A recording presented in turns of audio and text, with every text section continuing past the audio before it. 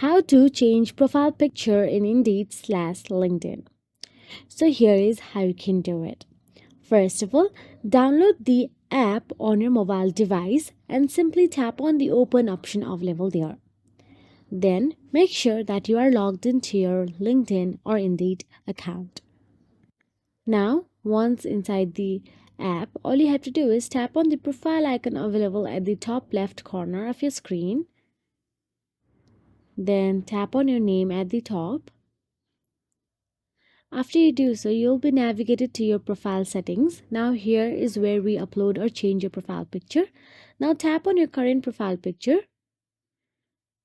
There you'll get to see two options available on your screen.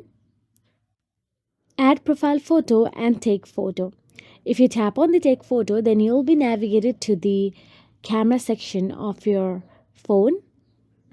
And you can click your live photo and post it on the Indeed or LinkedIn, or you can simply tap on the cancel option available there and tap on the add photo from photos, or browse through your gallery and select one photo and upload it. So that is it. If you found this video helpful, please like, share and subscribe, and thank you so much for watching.